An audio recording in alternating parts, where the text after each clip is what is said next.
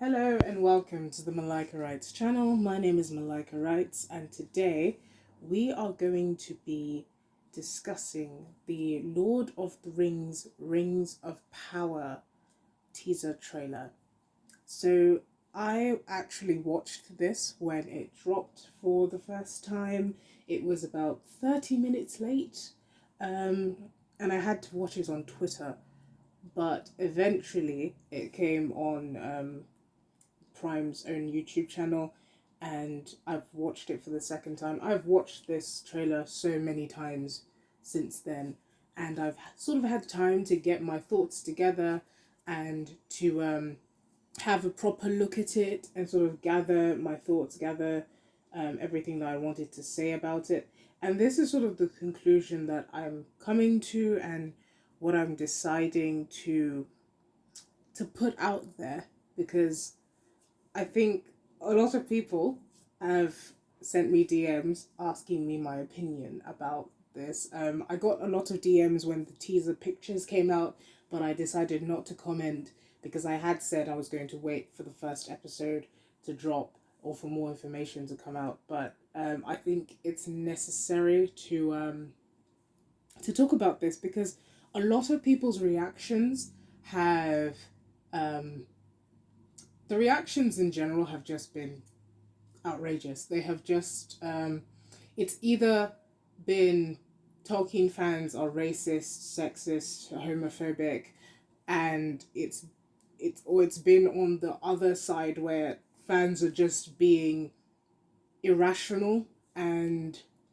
they're just refusing to conform to anything. And I think there is a middle. Though I do lean more to the side of the fans, there is a sort of center.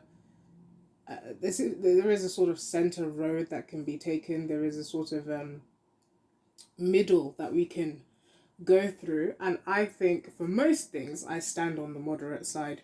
So that's sort of the approach I'm going to take with this as well. But that being said, I do have some things about this trailer that I really liked, and some things that um, were worrying for me, and other things that I'm not too bothered about, or I've kind of just made my peace with those sort of things. So, for the trailer, which is currently number 5 on trending for very good reason, I'm just going to kind of go through some of the shots and talk about them. So the first thing we see is a ship coming into harbour, and this looks like Numenor. There's nothing here that can convince me we're not looking at Numenor. We're definitely confused about the people with the antlers. I'm not really sure what that is. As for the child, I really do think that is our prototype hobbit. I don't think this is the Helcarax. I'm just going to sort of pause it here. But I don't think this bit that we're looking at is the Helcarax, because first of all the sun is shining, and for those of you who don't know Tolkien's lore, the elves, the Noldor led by Fingolfin, crossed the Helcarax before the rising of the moon. So I think that, and they actually arrived at Middle Earth as the moon rose. So the fact that the sun is shining indicates that this is not the Helcarax. We're not getting a flashback to the first stage. What we have is Galadriel, by the looks of it, and her CGI arms. But what we have is Galadriel going through some kind of northern waste. But I don't think it's the Helcarax. That dagger, by the way, is very pretty. It's the two trees. So always very excited to see references to the first stage. We've also got a shipwreck. We've got an elf catching an arrow mid-air and shooting it back. I'm going to talk about these elves, but let's just get through the first bit of this video. We've got the comet, and we've got Gil-galad, Galadriel, this troll thing, which is fun. I don't even know what to say about Elrond. I don't even know what to say about Elrond, but let's just get into Elrond. Okay. So that's the video, and I what my first thing, I'm going to start with the things that I liked because I do think it's always good to start on a positive note. I liked the setup. I liked the setting. Numenor looks great. Does it look a bit clean and CGI-ish? Yes, it does. But I do think it looks great. As we get closer to the wall, we see that it does look a little bit lived in. It's not as clean once we get closer to that wall. The statue, it looks very much like the other statues that we see in the Lord of the Rings, so I think it's probably a kingdom of men, hence why I think it's Numenor, which is great and it looks brilliant. I love the scenery where we see the antler people kind of walking and we're looking down into this lush green land. I really like that because it gives this sense of adventure, like the world is waiting for you, and that was what I got in the Peter Jackson movies and also in The Hobbit. It felt like the world, Middle Earth, was there waiting to be explored. So I do get this sense with this as well. Do I feel like it looks a bit clean? Yes, it does, and that's something that's going to go in my negatives, but let's surge ahead with the positives. I love Gil-galad's design. Gil-galad's design is so good. I think they really kept that elven vibe. He really does give me elven lord vibes, which I really like. I think the design for Durin the Fourth, I think his design is good. It's not as grand or as impressive as I probably would have liked a Durin to look like, but Durin, a Durin to look like, but he does look like a dwarf. Significantly, looks like a dwarf. You can tell that's a dwarf, so I'm happy with that. I would have liked for him to be a little bit more jeweled up. I would like to see the grandeur of the dwarves, but I like the fact that he does look like a dwarf. You can identify that that is a dwarf. Another positive that I really liked, I think the prototype Hobbit design is good. It's giving me a little bit of Peter Pan's Wild Boys sort of look, but we are looking at prototype Hobbits. We'll come back to we'll come back to CGI Galadriel. But that shipwreck scene looks awesome. It looks very real. It feels like there are huge stakes there. The actual move of catching the arrow out of midair and throwing it back is very cool. I hope that we don't see it necessarily slow motion because it shouldn't feel like an action movie. It shouldn't feel like a Marvel movie. It should feel like a Lord of the Rings movie where we're seeing things more or less in real time. How many slow mo shots were there actually in Lord of the Rings? I don't think we had barely any, from if I can remember correctly. So I don't want to see that in this series. I hope that was just for the teaser and we see it a lot quicker because then it feels more like we're watching an elf. It feels like we're watching someone with superior skills. But going to Gil-galad and where he's standing, I think that looks great. The troll design, I'm not really sure whether I like it just because it looks very CGI. It doesn't look like somebody put on a costume, which is kind of what I really liked about the original Lord of the Rings movies, was that it looked like someone was wearing a costume because someone was literally wearing a costume. So I kind of want that feel. I don't want this huge CGI monster that just, because then it doesn't feel real. It takes you out of the action a bit. It was a bit like the pale orc thing. It didn't feel very real. So I hope they polish that up. I hope they maybe add some real features to it, like add some costuming to it so it feels a lot more, there's some weight to it. I like that scene where it looks like Gil-galad and some other elves are sort of gathered. It gives me a very Lothlorien sort of vibe.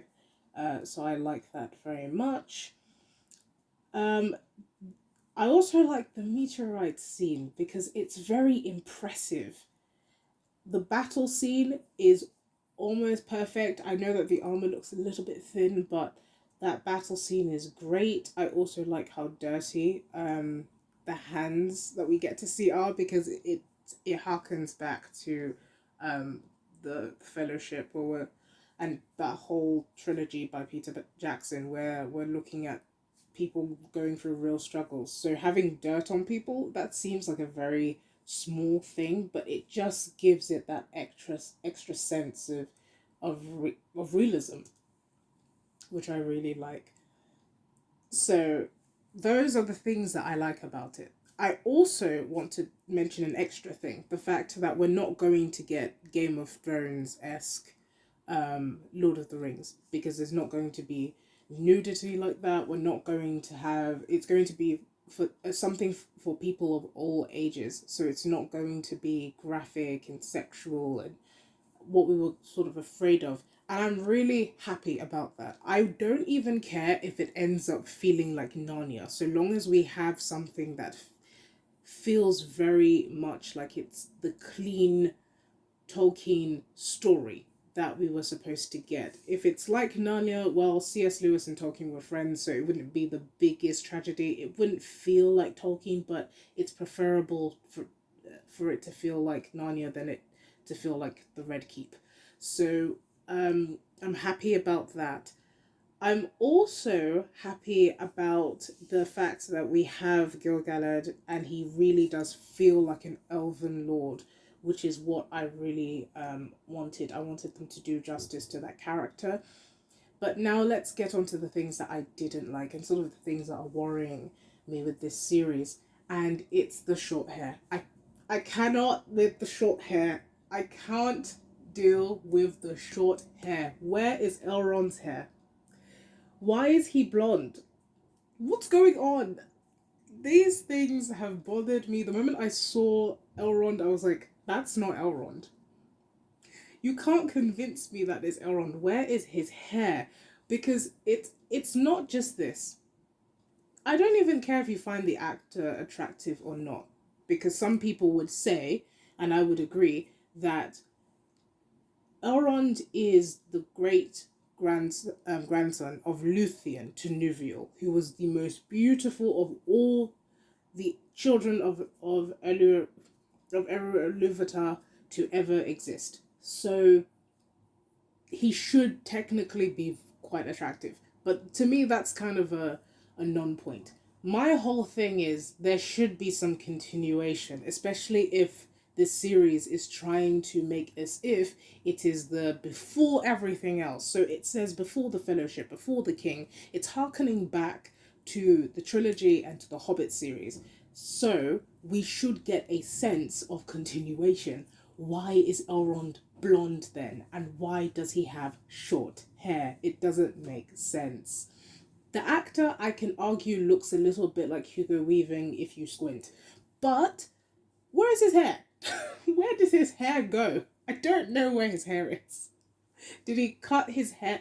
You know, this is the only excuse I could think of, is that he's younger than he is in the trilogy and the Hobbit series by a couple of thousand years, and his brother chose to become human. So maybe him having short hair is like a tribute to his brother, or something like that. That's the only sort of way I could conceptualize it. Like, maybe this is Elrond going through his allegiance to humans stage. I don't even know. That's the only thing I could remotely think of. But I think when it comes to Elrond's hair, it needed first, even if they wanted it to be short, which is a terrible idea for start, because elves are notoriously known for their long, luscious locks. So where is his hair? But they needed to make it a dark color because majority of the Noldor had dark colored hair. In the books, he is described as having dark hair, same as Arwen. So for him to have light hair is shocking to me. That was shocking. If I had not seen that was Elrond, if I had not seen somewhere that it was mentioned that that's Elrond, and had it not been confirmed, I wouldn't have known. There was nothing to give me a sort of continuation that was Elrond. So that's my major problem, the hair. And even in the ending scene, which I really liked, by the way, because it showed a battle scene that felt very much real, because it didn't look like the orcs were CGI. But even that, the elf there has short hair. To me, that doesn't make sense. And if Gil-galad had also had short hair, I would have been like, oh, okay, maybe this is just the second age fashion. But no, Gil-galad has long hair. Galadriel has exceptionally long hair as well. So why are we getting elves with short hair? And this may seem like a point that is a bit useless and why are we worrying about the length of their hair? The elves have a particular look. And from afar, if we saw them, we were supposed to be like, that's an elf. We know that because they have long hair. They come across as very graceful. They're supposed to be more connected to the earth. So they have this earthly but also kind of mysterious feel. None of the elves, save Gil-galad, have this feel. The other elf that we see, the dark-skinned elf that we see, does not have an ethereal feel. He just feels like a human with pointy ears. Elrond doesn't have that feel either. In fact, he has this sort of ominous look in his eyes as he looks up from this stone. So we're not getting a sense of elves that are, I wouldn't say superior, but elves that are continuation from the Hobbit and even the Lord of the Rings trilogy. We just feel like we have humans with pointed ears, which is giving me very much the Witcher vibes, which is not a good idea. I don't want there to be. I don't want The Witcher because The Witcher is its own franchise. This is supposed to be Tolkien, Lord of the Rings. And even though we are doing the Second Age, we're not looking at young characters. Elrond is at least 1,000 years old at this point. I think even 2,000 years old. Galadriel, even though she's said to be younger, is by no means a young woman at that point. At this point, she's even married. So I don't think that it makes sense for us to have a Galadriel who comes across as brash and angry, which is what she was discussed which is what she was described as in the Vanity Fair article. But I don't know why they want to give us a run of the mill action hero warrior princess when we already had a powerful female character that didn't need to be rewritten. She didn't need to be made into a warrior princess. I hope that's not the case. I hope that is not what happens. I also hope that they don't turn Elrond into this morally grey sort of character because he's described as political. I hope that they give Gil-galad the dignity he deserves. I hope they don't make him this character that thinks Sauron is vanquished forever and Galadriel's really the one who sees all, and all the men in the film are sort of in the series sort of blind to the troubles. But I hope that doesn't happen because I don't think you need to diminish one character in order for other characters to shine. So that kind of brings me on to the next elephant in the room, which is the dwarf beards. Okay. I don't care that the dwarf princess is dark skinned. I honestly don't care. We all knew it was going to happen. So to hope for anything else in this particular climate for me just felt like a stretch. So I had already put that in my mind that we are going to have some dark skinned elves and we are going to have some dark skinned dwarves and black hobbits and Maori hobbits and Chinese hobbits. I already knew that was going to happen. So I didn't really care when it came out. But where is her beard? We seem to have a hair problem in this series. We seem to have a hair problem. Maybe the hairdresser didn't get the right message, but there is a hair problem. The thing is, changing the race of the character is one thing. Yes, this is a story that takes place mainly in Northern Europe. It's supposed to be English mythology. I understand that. I get that. I wish they didn't change it, but we are living in this world. We are living in this modern age where we all knew it was going to happen. So the fact that people are acting surprised to me is just a little bit childish. So we knew this was going to happen, but what is the point of taking away her beard? I don't understand where that comes from. Where does that decision come from? What does that do? You had the perfect opportunity to have even more representation, to have a bearded lady. Why would you take away her beard? What's going on? What is the purpose for taking away her beard? At first, people were saying, oh no, if you look closely, you can see her beard. No, you can't. We've watched the video. There is no beard. Where is her beard? Also, why does Durin not look glamorized? Why does he not look like a king? Yes, they're calling him a prince, but he's so. The dwarves have a specific culture. If someone is called Durin, that is because they are believed to be so similar to the father of all the dwarves that they will be given this name. They are believed to be Durin reincarnated. So for him to just look like a poor dwarf, no offense, he literally looks like a poor dwarf. He looks worse. He looks poorer than Thrain. For him to look like that, for me, feels as if the show, the people who are running the show, the people who are directing and everything else, they didn't really understand the source material. Because it's one thing to change the race of the character, but if you can't even have the actor properly portray that character, that is just even worse. And for me, that feels like probably the greatest betrayal, because if you don't understand the fundamental reasons for why things are there, you changing them, and especially things that seem to have very little consequence, like a female dwarf's beard, it feels very much like you don't care about the text. It doesn't make it feel as if you really care about the source material. And when that happens, fans become, who are already a little bit on edge because of the race changes, now become even more on edge because you've taken out things that they don't need to be taken out. There was nothing political or triggering about them. So for you to take them out doesn't make sense. I know that this show wants to, at the same time, latch on to the Lord of the Rings franchise, but then also at the same time, be an independent thing. But it doesn't work that way. You can't have the best of both worlds. If you want to latch on to the Lord of the Rings franchise, you're going to have to give us the people we know. You can't make.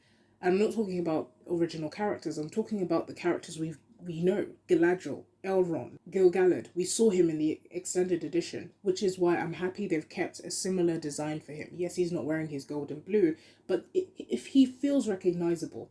Elrond is a completely different person. I don't know that person. That's not Elrond. That's Elrondorisi. Galadriel, for me, the biggest problem is not even her having armor and a sword. I really don't care about that. But for me, the biggest problem is the fact that she doesn't feel like Galadriel. She feels like Ciri from The Witcher. And I'm not just talking about the hair. I'm talking about her feel. The fact that she's described as angry and brash, clever. Yes, Galadriel was described as clever, proud, tall. This Galadriel doesn't even look tall. She doesn't look proud. She doesn't look powerful. She looks like a human girl who probably was of royalty and had access to money and an army. That's what she looks like. She looks like Ciri. I wanted Galadriel.